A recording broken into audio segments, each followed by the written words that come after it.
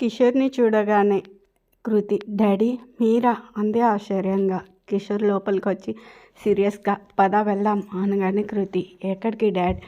ఇంకెక్కడికి? మన ఇంటికి. ఇంకా 3 నెలలు ఇదే నా ఇల్లు. ఎవరున్నారు? ఒకళ్ళు అనేదేముంది? చిన్నోడా నీకేమైనా పిచ్చా? ఈ ఇల్లు అసలు ఇల్లు అంటారా దీన్ని? అయినా నిన్ను ఇలా ఉండమని వాళ్ళు చెప్తే మాత్రం నువ్వెలా ఒప్పుకున్నావు? డాడ్ మీరే కదా డైవర్స్కి అప్లై చేయమని ఫోర్స్ చేసింది. అలాంటిది మళ్ళీ మీరే ఇలా అంటారంటే. రిషికి మాటలు గట్టిగా వినపడ్డంతో మెలకువ వచ్చింది. ఒక్క క్షణం ఎక్కడ ఉన్నానా అని చూశాడు. ఓహో అనుకుంటూ లేచి హాల్లోకి వచ్చాడు. కిషోర్ని చూశాడు. రిషి వచ్చావా? వడ్డీతో సహా ఇచ్చేస్తా అనుకున్నాడు కిషోర్. చిన్నోడా మళ్ళీ వీడి మాయలో పడ్డానికి ఏదో ప్లాన్ చేయించుంటాడు అని రిషి వైపు కోపంగా చూశాడు. రిషి చేతులు వెనక్కి విరుచుకుంటూ తలని విదిలించుకుంటూ కిషోర్ దగ్గరగా వచ్చి బయటికి దొబ్బాయి అనగానే కిషోర్ కోపంగా చేయి చూపగానే రిషి అంతకన్నా కోపంగా కృతి వైపు చూసి ఓ చెప్పు మీ అబ్బా కూతుర్ల పంచాయతీలు ఏమన్నా ఉంటే బయట తేల్చుకోండి అని సోఫాలో కూర్చుని ఇద్దరి వైపు చూశాడు కిషోర్. ఎంత ధైర్యం రా నీకు? రిషి నాలుక అదుపులో పెట్టుకో, get out from my home అనగానే కృతి డాడీ ప్లీజ్ మీరు రండి ముందు అంటూ బయటకు తీసుకెళ్తుంటే రిషి ఓ ఓల్డ్ మ్యాన్ నువ్వు తన్ని కలవాలంటే ఇక 2 సార్లు మాత్రమే, నాకు తెలియకుండా బయట కలిసావంటే అంటూ వేలు చూపించాడు. కృతి కిషోర్ని తీసుకుని కిందకు వచ్చింది. కిషోర్ తన చేయి విదిలిస్తూ మళ్ళీ అదే తప్పు ఎలా చేస్తావు? వాడు నిన్ను ట్రాప్ చేయడమే కాకుండా చూసావుగా నాకే వార్నింగ్లు ఇస్తున్నాడు. కృతి డాడీ మీరు కొంచెం ఆవేశం తగ్గించుకోండి, నేను చెప్పేది వినండి. అతనేమి ప్లాన్ చేసి నన్ను రప్పించలేదు, నాకు నేనుగా వచ్చా. ఈ 3 నెలలు ఇతనితోనే ఉండాల్సిందే కిషోర్. ఈలోపు వాడు నిన్ను పూర్తిగా మార్చేస్తాడు. కృతి డాడ్ అతనికేంటి అంత అవసరం? తన సంగతి పక్కన పెట్టండి. మీకు ముఖ్య విషయం, అభిని యూఎస్ రిటర్న్ అవ్వమని చెప్పండి. మీరు లేనప్పుడు వచ్చి చాలా ఎక్స్ట్రా చేశాడు.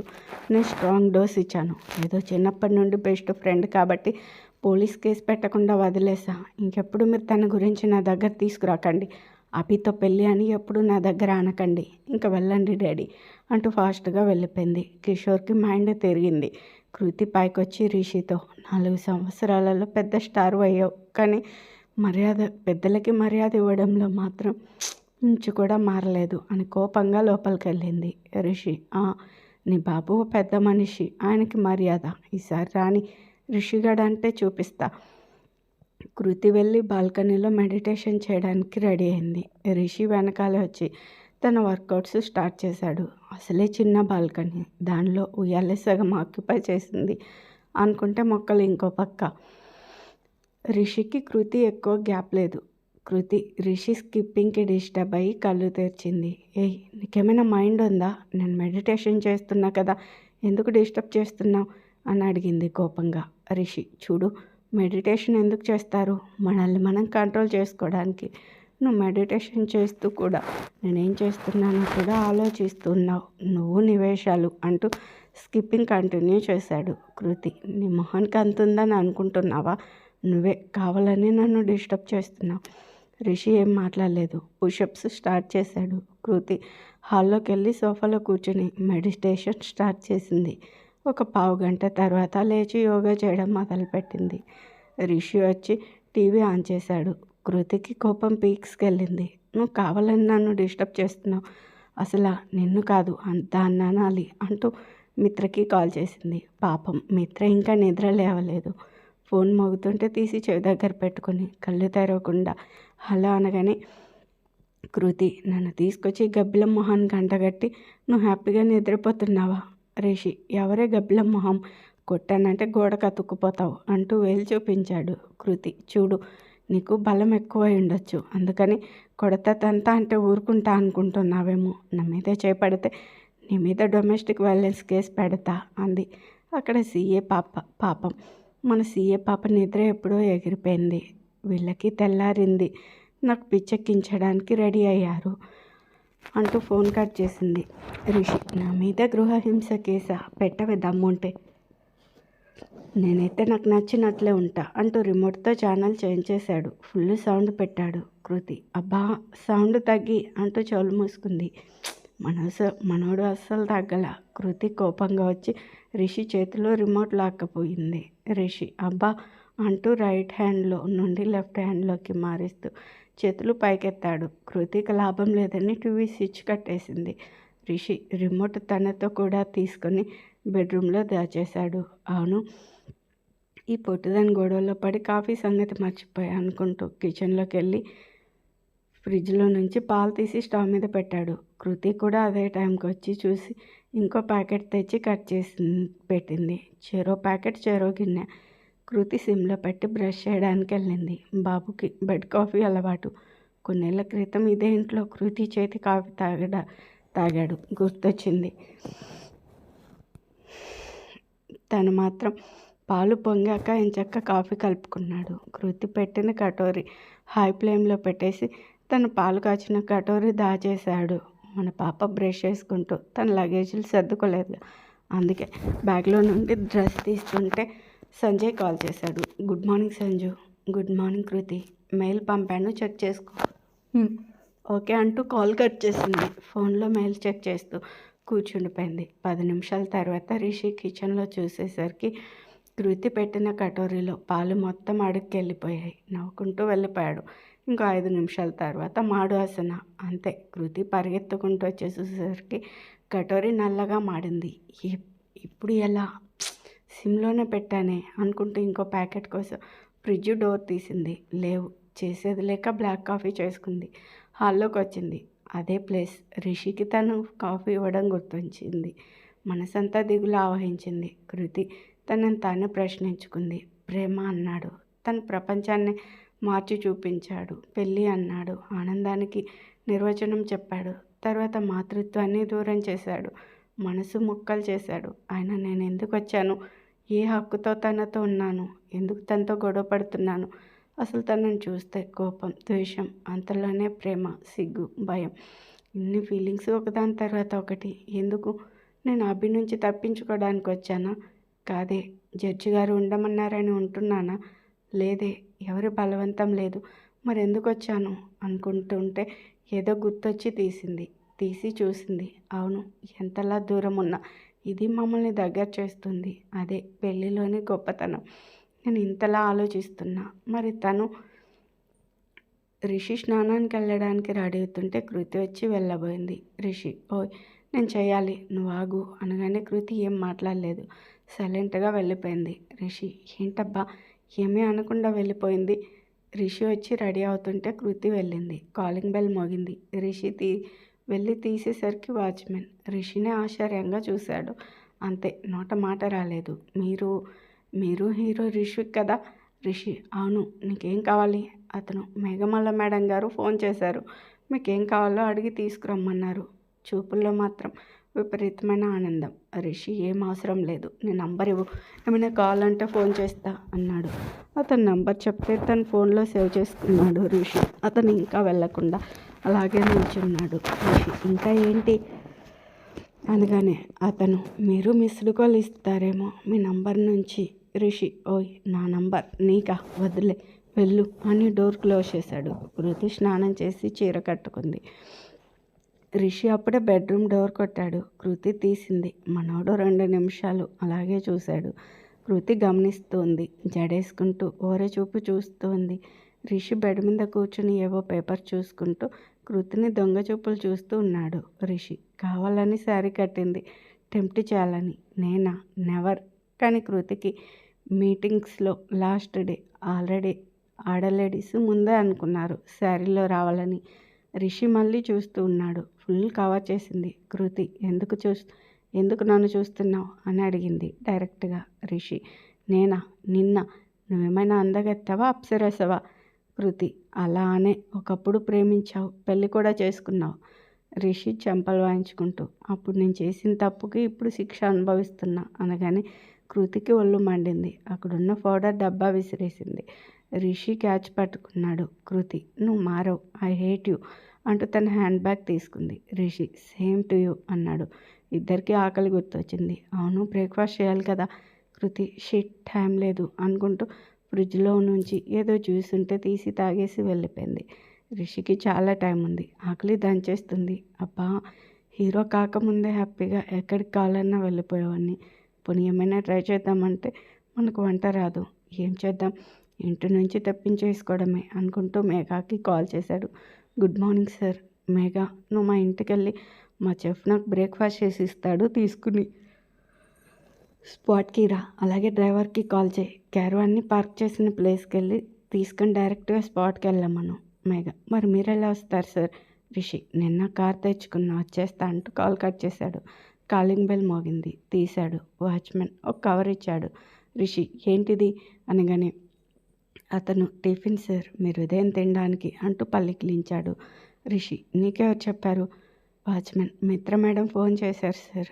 రిషి సరే అంటూ డోర్ అయిపోతుంటే అతను, సార్ మీతో ఒక సెల్ఫీ దిగుతా అన్నాడు.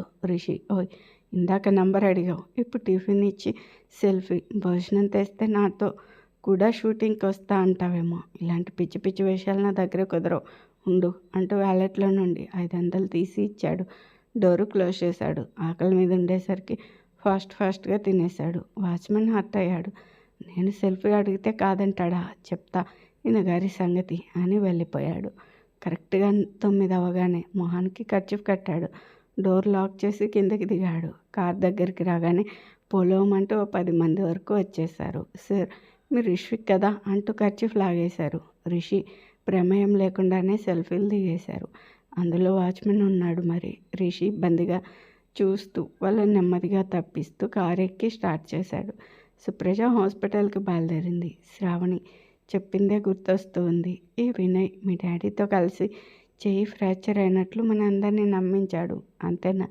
ప్రీతి తన ఫ్రెండేగా, ఆ అమ్మాయిని కావాలని రిషితో క్లోజ్గా ఉండమని చెప్పుండొచ్చు. సుప్రజ్కి వినయ్ ప్రపోజ్ చేయడం, కిషోర్ తనని కన్విన్స్ చేయడం. వినయ్ ఎంత మారినట్లు అనిపించినా తను ఒప్పుకోలేదు. చాలా సమయమే పట్టింది.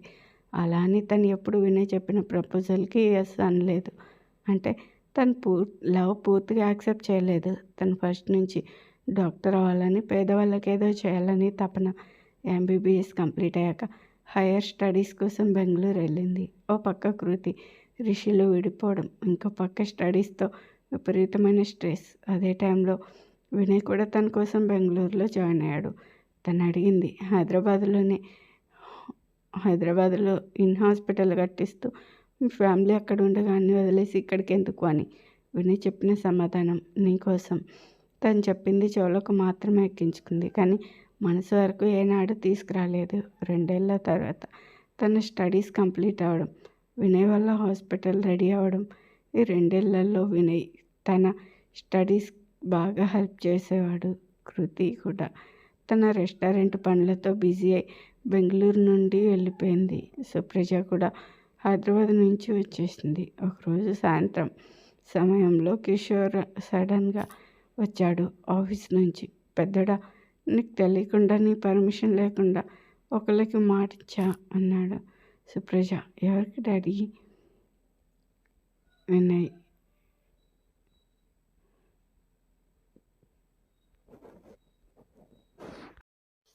వినయ్ చెప్పిన సమాధానం నీకోసం. తను చెప్పేది చెవులకు మాత్రమే ఎక్కించుకుంది, కానీ మనసుకు వరకు ఏనాడు తీసుకురాలేదు.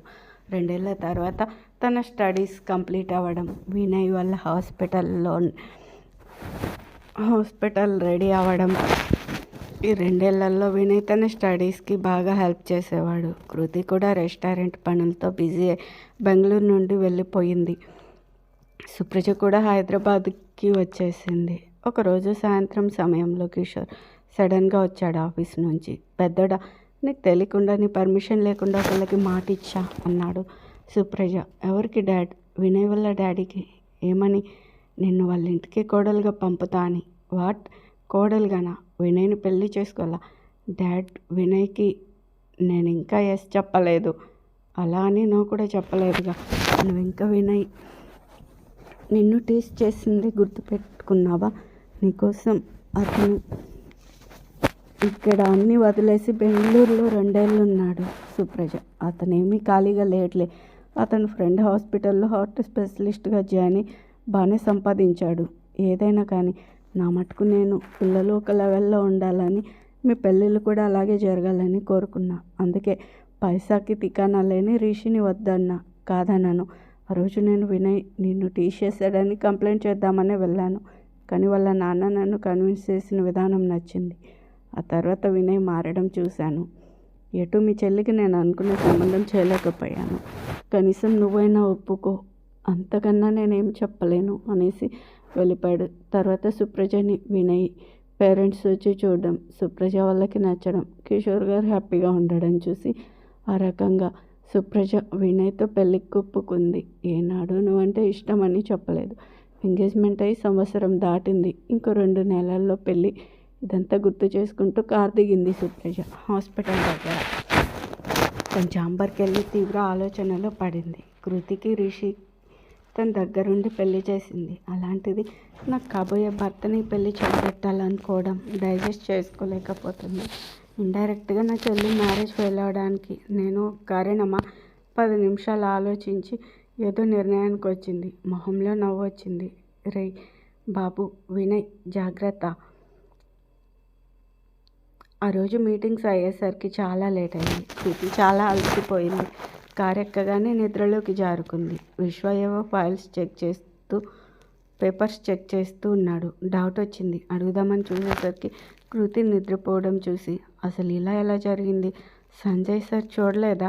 ఫ్లాట్ రాగానే కృష్ణ మేడం అని పిలిచాడు. కృతి లేచి ఓ వచ్చేసామా అని కారు దిగింది. కృష్ణ నువ్వు పైకి రా, చిన్న పని ఉంది. విశ్వ నువ్వు వెళ్ళు అంది. విశ్వ మేడం నిన్న సంజయ్ సార్ పంపిన మెయిల్ చెక్ చేశారా? కృతి చెక్ చేశాను. ఏం? విశ్వ నాకు కొన్ని డౌట్స్ ఉన్నాయి మేడం.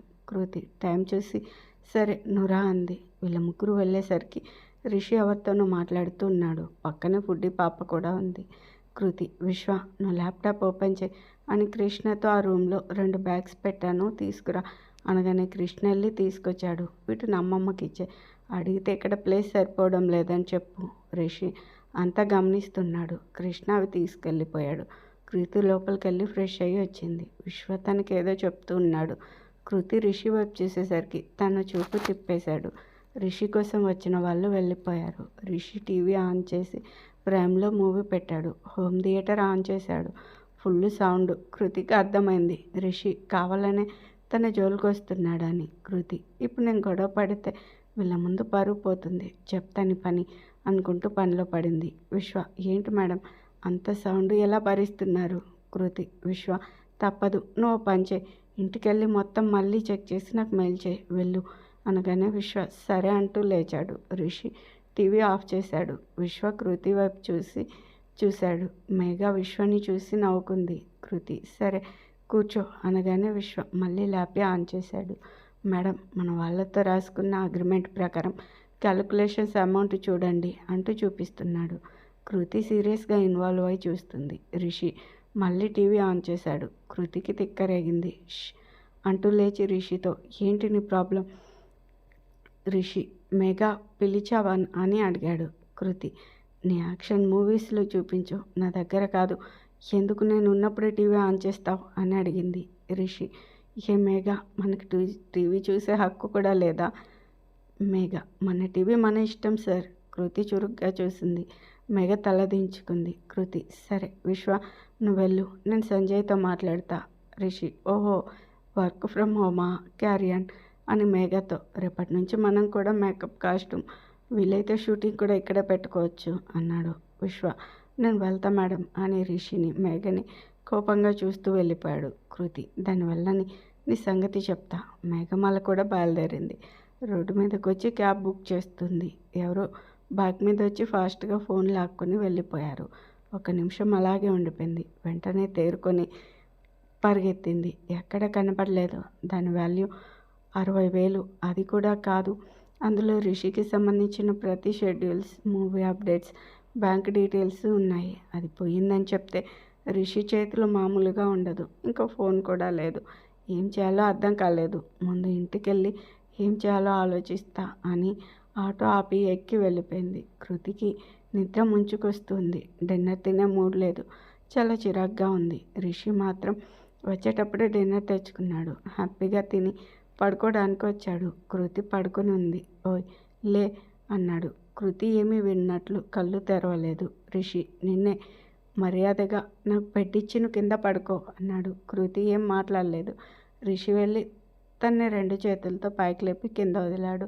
కృతి లేచి, ఇదేమైనా నీ షూటింగ్ స్పాట్ అనుకున్నావా, లేక నేనేమైనా నీ కింద పనిచేసే స్టాఫ్ అనుకున్నావా? నీకెంత హక్కు ఉందో నాకు అంతే హక్కు ఉంది రా దొంగ సచ్చినోడా అంటూ పైకి లేచి రిషిని ఒక తోపు తోసింది. రిషి బెడ్ మీద పడ్డాడు. కృతి, నా వర్క్ చెడగొట్టావు కదా, నువ్వు కావాలని నన్ను ఆడుకుంటున్నావు, నాకు అర్థమైంది అంటూ వచ్చి బెడ్కి చివర పడుకుంది. రిషి ఏదో చెప్పేలోపు ఫోన్ వచ్చింది. అది తీసుకుని బాల్కనీలోకి వెళ్ళాడు. కృతి దొరికాడు అనుకుంటూ దిండు బెడ్షీట్ తీసుకుని హాల్లో పడేసి తన డోర్ లాక్ చేసుకుని హ్యాపీగా పడుకుంది. రిషి ఫోన్ మాట్లాడడం అయి వచ్చాక చూస్తే బెడ్రూమ్ డోర్ వేసింది. అమ్మని, సరే రేపు చెప్తాను ఈ పని అంటూ హాల్లోనే సెటిల్ అయ్యాడు. నెక్స్ట్ డే మార్నింగ్ 5కే లేచి కృతి బాల్కనీలో 6 వరకు మెడిటేషన్ యోగా చేసింది. రిషి అప్పుడు లేచాడు. తను అసలు పట్టించుకోకుండా తన పని తాను చేసుకుంటూ ఉంది. ఫాస్ట్గా రెడీ అయ్యి 8 కల్లా వెళ్ళిపోయింది. ఆ రోజు అంతే. వాచ్మెన్ వచ్చి మళ్ళీ బ్రేక్ఫాస్ట్ ఇచ్చెళ్ళాడు. అలా 2 రోజులు ఏదో ఒక విషయంలో గొడవ పడ్డం, కొట్టుకోవడం అలవాటైంది. మేఘమల రిషికి ఫోన్ చేసి హెల్త్ బాగాలేదని లీవ్ పెట్టింది. వాళ్ళ డాడీ ఫోన్లో నుంచి తన నంబర్కి కాల్ చేసింది. స్విచ్ ఆఫ్ వస్తుంది. వాళ్ళ నాన్న పోలీస్ కంప్లైంట్ ఇద్దామంటే, అమ్మో వాళ్ళు ఖచ్చితంగా మా సార్ వరకు వచ్చేస్తారు, వద్దు అంది. 3 రోజులు ఏదో మేనేజ్ చేసింది. రోజు తన ఫోన్కి ట్రై చేస్తూనే ఉంది. ఆ రోజు ఆదివారం. ఇద్దరు బెడ్రూమ్లోనే బెడ్ మీద రిషికి కృతి కింద పడుకున్నారు. లేట్గా లేచింది కృతి. అవును, బట్టలు వాష్ చేయాలి అనుకుంటూ వాషింగ్ మిషన్లో బట్టలు వేసింది. బ్రష్ చేసుకుంటూ న్యూస్ పేపర్ చదువుతుంది. రిషి లేచేసరికి తన బట్టలు ఆరేసింది. రిషి కూడా మిషన్లో బట్టలు వేశాడు. కృతి బట్టలు తీసి కింద పడేసి తనవి ఆరేశాడు. తను వచ్చి చూసి రిషి అంటూ పెద్దగా అరిచింది. ఏంటి కుక్కలా అరుస్తావు అన్నాడు. నా బట్టలు ఎందుకు కింద పడేసావు? నా బట్టలు ఆరేసుకోవాలి కాబట్టి. అయితే ఆయన నిన్ను కాదు అంటూ మిత్రకి కాల్ చేసి అరగంటలో ఇక్కడ ఉండు అంది. మిత్ర హైదరాబాద్లో వచ్చింది. కృతి ఫుల్ కంప్లైంట్స్ రిషి మీద. అన్నీ విని మిత్ర, మీ ఇద్దరు ఇక్కడికి వచ్చి 5 రోజులైంది, మీకన్నా చిన్నపిల్లలే నయం, అసలు నన్నెందుకు మధ్యలో లాగుతున్నారు? నాకు ఫ్యామిలీ ఉందిరా. వీక్ డేస్లో ఎటు వాళ్ళతో టైం స్పెండ్ చేయడం లేదు. కనీసం సండే అయినా ఉండకపోతే ఎలారా? అయినా మీ ఇద్దరు నన్ను అడిగి లవ్ చేసుకున్నారా? నన్ను అడిగి పెళ్ళికి రెడీ అయ్యారా? చివరికి నన్ను అడిగి విడిపోయారా? ఒకప్పుడు మీ ఇద్దరు మీకు లోకం, ఇప్పుడు మీకు మీరు తప్ప అన్నీ నచ్చుతున్నాయి. నాకు చాలా పనులు ఉన్నాయి, వెళ్తున్నా. ఇంకో విషయం, ఈరోజు నుండి ఇద్దరు కలిసి పనులు చేసుకోవాలి. ఒకళ్ళు హౌస్ క్లీనింగ్, ఇంకొకళ్ళు కుకింగ్. రిషి, ఓయ్ ఇది ఆ రోజు చెప్పలేదు? మిత్ర, ముందు మీ ఇద్దరు సెట్ అయ్యాక చెప్పమన్నారు. అసలు సెట్ అవ్వడానికే ఇష్టపడడం లేదు. ఇంకా చాలా ఉన్నాయి. ఇంకోసారి గొడవ పడితే మాత్రం మీ ఇష్టం. రిషి, నువ్వే ముఖ్యంగా అంటూ వెళ్ళిపోయింది. ఇద్దరు ఒకరినొకరు చూసుకున్నారు. కృతి, నేను బ్రేక్ఫాస్ట్ రెడీ చేస్తాను. రిషి, నేను ఇల్లు క్లీన్ చేస్తాను అన్నాడు. కృతి రిషి వైపు చూడకుండానే, బ్రేక్ఫాస్ట్ ఏం చేయాలి? ఐ మీన్ నువ్వు మాలాగా తినవు కదా. Rishi, oats with boiled eggs, ఓట్స్లో నో మిల్క్ అని చెప్పాడు. కృతి రెడీ చేసి ఇచ్చింది. రిషి తీసుకుని థ్యాంక్స్ అన్నాడు. కృతి ఏం మాట్లాడలేదు. తర్వాత రిషి ఇల్లు క్లీన్ చేశాడు. కృతి ఇద్దరు బట్టలు తీసుకుని టెర్రస్ మీద ఆరేసి వచ్చింది. రిషి ఫోన్ చూసుకుంటూ ఉన్నాడు. కృతి ఏదో వర్క్ ఉందని ల్యాపీ ఓపెన్ చేసింది. తర్వాత లంచ్ ప్రిపేర్ చేసే ముందు నీ డైట్ షీట్ ఇస్తే అది చూసి నేను ప్రిపేర్ చేస్తా అనగానే, రిషి నీ నంబర్కి వాట్సాప్ చేస్తా అన్నాడు. కృతి సేమ్ నంబర్ తన దగ్గర ఉంది, బట్ రిషి చేంజ్ చేశాడు. మెసేజ్ వచ్చింది. చూసి కృతికి రిష్విక్ అని సేవ్ చేసింది న్యూ నెంబర్ని. అవును, నేనంట నంబర్ చేంజ్ చేయలేదు. ఆ విషయం తనకెలా తెలుసు? అసలు నా నంబర్ ఇది వరకు చిన్ను అని ఉండేది. మరి ఇప్పుడు అర్జెంటుగా చూడాలి, కానీ ఎలా? రిషికి స్నానానికి వెళ్ళినప్పుడు పడుకున్నప్పుడు చూస్తా. మరి పాస్వర్డ్? అవును కదా అనుకుంది. ఆ రోజంతా చాలా డల్గా ఉంది ఇద్దరికి. కనీసం గొడవ పడితే పోట్లాడుకుంటూ టైంపాస్ అయ్యేది. ఇప్పుడు ఏదో అపరిచితుల్లా ఉండాల్సి వస్తుంది. నైట్ కృతి కిచెన్ క్లీన్ చేస్తుండగా కరెంట్ పోయింది. మొత్తం చీకటి. అసలు ఏమీ కనపడడం లేదు. ఫోన్ కూడా తన దగ్గర లేదు. ఫ్లాష్ లైట్ వేద్దామంటే 2 నిమిషాల తర్వాత రిషి తన ఫోన్లో లైట్ ఆన్ చేసి తీసుకొచ్చాడు. కృతి థ్యాంక్స్ అంది. రిషి తనకు ఫోన్ ఇచ్చి వెనక్కి తిరిగాడు. కాలుకి టేబుల్ తగిలింది. అబ్బా అన్నాడు. కృతి కంగారుగా రిషి అంటూ వచ్చి కాలు చూసేసరికి అది గీసుకొని రక్తం వస్తుంది. కృతి కళ్ళ వెంబడి నీళ్లు తిరిగాయి. కరెంట్ వచ్చింది. రిషిని అక్కడే కూర్చోమని ఫస్ట్ ఎయిడ్ బాక్స్ తెచ్చింది. కాలుకు కట్టుంది. నొప్పిగా ఉందా అని అడిగింది. రిషి తన్నే చూస్తూ దగ్గరగా వచ్చి తన గుండె మీద చేయేశాడు. కృతికి హార్ట్ బీట్ పెరిగింది. నువ్వు చేసిన గాయం కన్నా ఇదేమీ పెద్దది కాదు అంటూ కృతి కన్నీళ్ళ చుక్కల్ని తన మీదే విదిలించి లేచి వెళ్ళిపోయాడు.